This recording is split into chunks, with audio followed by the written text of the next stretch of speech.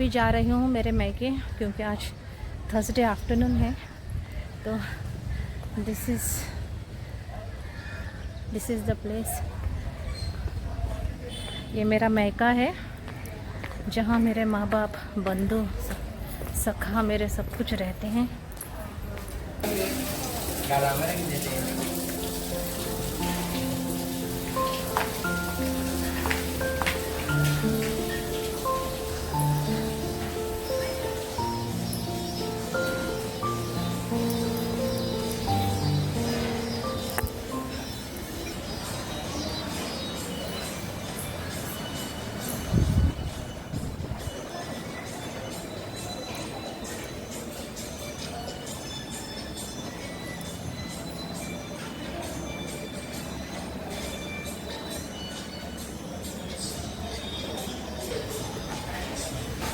ये प्रसाद के लिए लाइन्स लगी हैं।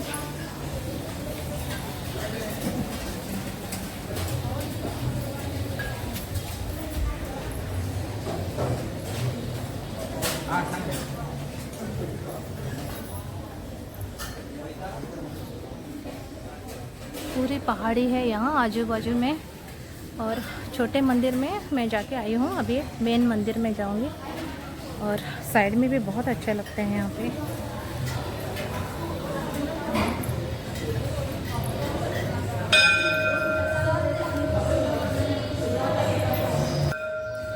ओम साई राम।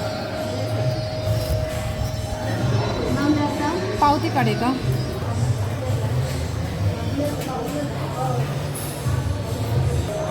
अन्नदानाची पावती काढा।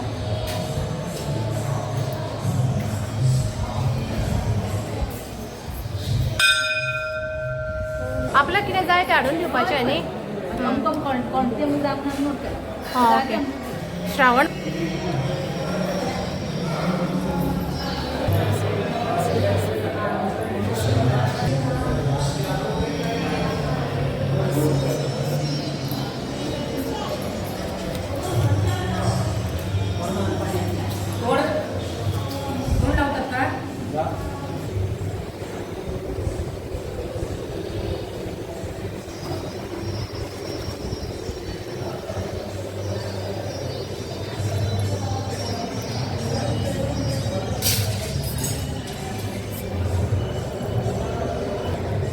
अभी मैं प्रदक्षिणा ले रही हूँ।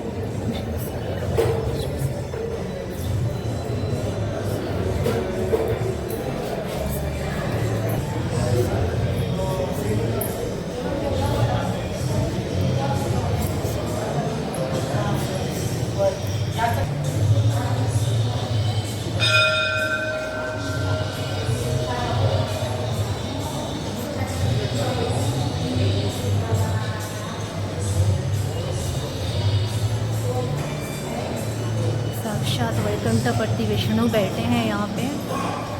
बाबा ही मेरे लिए सब कुछ है।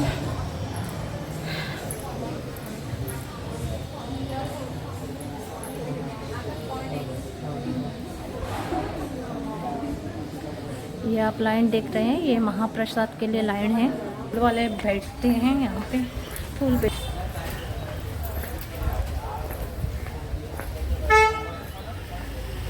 मावशी बरी आसा न्ही? जेवली? हाँ बरं है आता। तो ये मेरा वो मैका है जहाँ मुझे कुछ मांगने की ज़रूरत भी नहीं पड़ती, और मुझे सब कुछ मिल भी जाता है, क्योंकि वो मेरा मन जानते हैं, वो मुझे जानते हैं जितना मैं खुद को भी नहीं जानती। ओके तो अभी मैं घर जाती हूँ। साइश आने वाला है, आ गया होगा शायद। तो और ये है क्रो पेजेंट, इससे भारद्वाज पक्षी भी बोलते हैं, और इंग्लिश में क्रो पेजेंट। शायद ऊपर बैठा है वहाँ पे। हाँ है ना वहाँ पे। हाँ बहुत खूबसूरत बर्ड, भारद्वाज पक्षी भी दिख गया। क्रो पेजेंट बोलते हैं कि उसे देखने से बहुत ही शुभ होता है। आई होप मेरा दिन आज बहुत ही शुभ हो, और मेरे साथ आप सबका भी दिन बहुत। ये है आज का बाबा का प्रसाद। ये वही प्रसाद है जो शिरडी में बाबा को दिखाया जाता है, खिलाया जाता है। खाली उसमें मैंने इसमें एक्स्ट्रा खीर रखी है बाबा के लिए। तो अभी जल्दी जल्दी से खाना परसती हूँ साइश के लिए, पहले फ्रेश होती हूँ, खाना दूंगी साइश के लिए और फिर मैं भी खाना खाती हूँ और निकलते हैं। आज मुझे दिखाना ही था मेरा मैका कैसा है, मैं कहाँ जाती हूँ। एक छोटा वाला मंदिर है, फिर बड़ा वाला मंदिर है। तो अभी रात के बज चुके हैं 10:30 बजे। साइश और सोहम दोनों सो रहे हैं और मेरे हस्बैंड मूवी देख रहे हैं। एनीवेज, तो मैं आपको कुछ दिखाना चाहती थी एक्चुअली। तो 3 चीज़ें, 2 चीज़ें तो है अमेज़ॉन से। एक्चुअली मुझे वो बहुत मतलब अच्छे लाइट के नीचे दिखाना चाहिए था। This is my favourite corner. और थोड़ा देर यहाँ पे रात को बैठती हूँ तो मुझे बहुत अच्छा और सुकून लगता है। तो मैं आपको दिखा देती हूँ। बालों में तेल नहीं डाला है वॉश करके, तो बाल थोड़ा ऐसे लग रहा है। ओके, तो मैं आपको अभी वो चीज़ें दिखा देती हूँ। जैसे बचपन में कुछ भी नया आता था, एक पेंसिल भी नहीं आती थी या फिर पेन, कुछ भी नया आता था तो बहुत खुशी होती थी। आज के दिन तक, अभी इस मोमेंट तक मुझे उतनी ही खुशी होती है। तो ये दूसरी वाली एक चीज़ है, ऐसे प्लास्टिक में आई है, कुबेर इंडस्ट्रीज़ की ये चीज़ है। इट्स लाइक आप इसको प्लास्टिक, ये फ्रिज में शायद बोल सकते हैं क्योंकि ये स्टिफ है थोड़ा।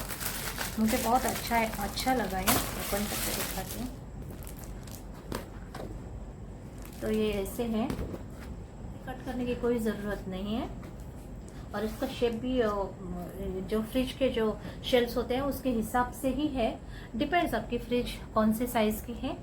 और लेकिन अगर छोटे आपको लगता है तो आप थोड़ा रूलर और जो सीजर है तो ऐसे रूलर रख के लंबी वाली आप कट भी कर सकते हैं। मुझे लगता है ये बिल्कुल सही है मेरे फ्रिज के हिसाब से।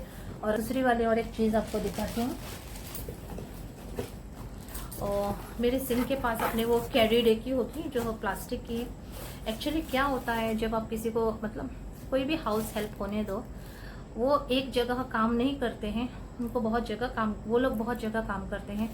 तो they try to save their time. अगर आपको अपना घर साफ रखना है और अगर आपके घर में कोई भी मेड हाउस हेल्प आते हैं तो आई एम सॉरी, शायद हाउस हेल्प कहना चाहिए। तो जब वो लोग आते हैं तो क्या होता है, आपको उनके साथ मतलब रह के और मॉनिटर करना पड़ता है। और ऐसा तो नहीं है कि कोई 1-1.5 घंटे के लिए आए तो उसमें ही सब काम हो जाता है, बिल्कुल पॉसिबल नहीं है। आप घर में हो, आप घर में ना हो, फिर भी काम तो लगा ही रहता है और आपको वो करना ही पड़ता है। ऐसा तो बिल्कुल पॉसिबल नहीं है कि 1-1.5 घंटे में घर का पूरा काम हो जाए।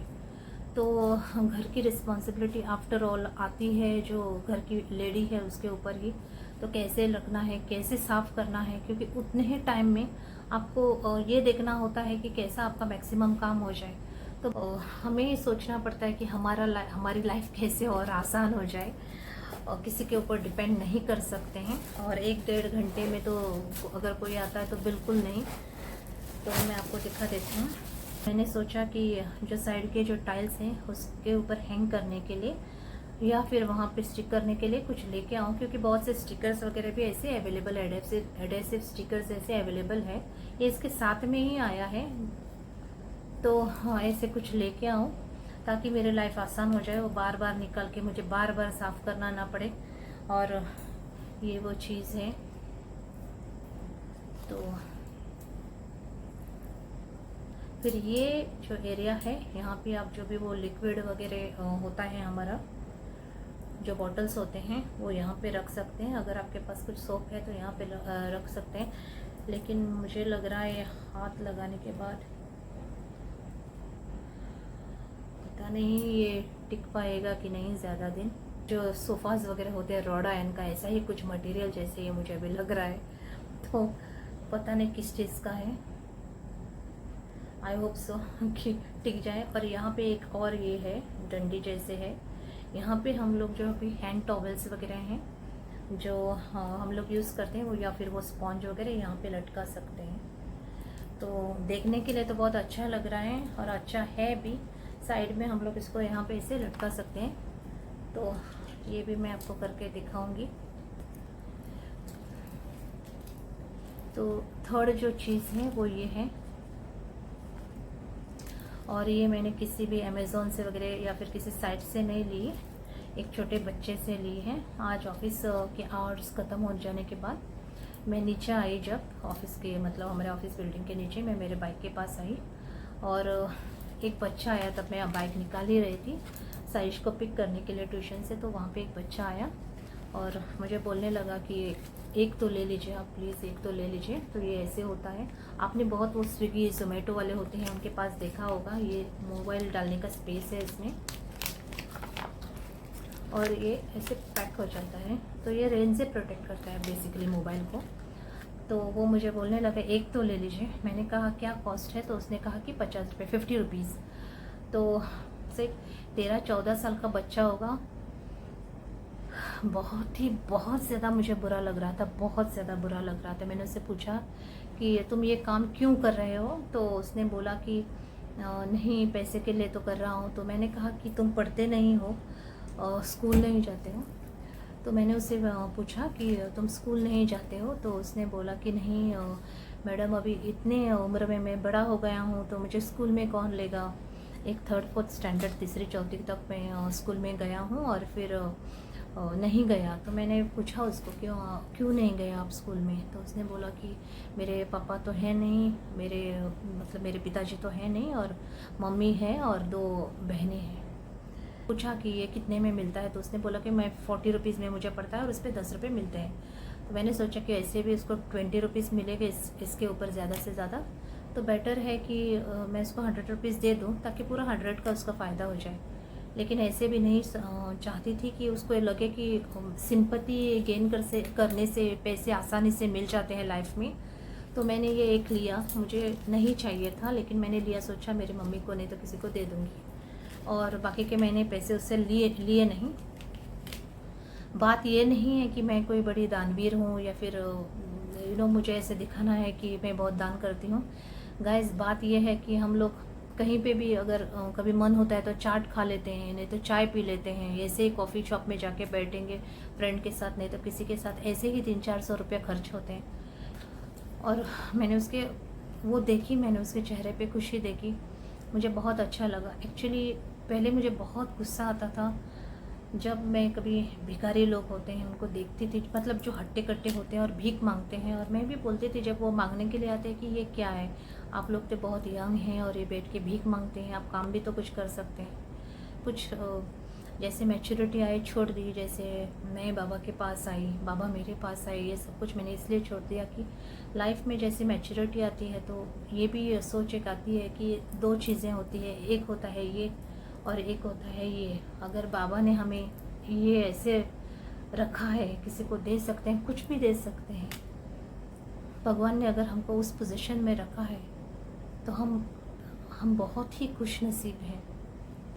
इससे ये बहुत डिफरेंस है गाइस इस चीज़ में, मतलब ये जो एक्शन है उसमें बहुत डिफरेंस है।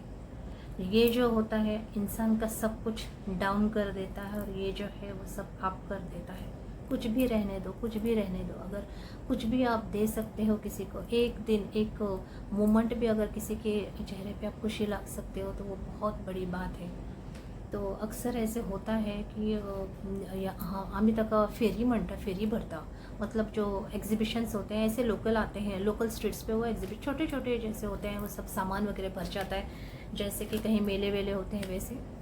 तो ऐसे छोटे छोटे बच्चे होते हैं गरीब, कुछ लैम्प्स नहीं तो कुछ ले लेते हैं, ऐसे आते हैं बेचने के लिए।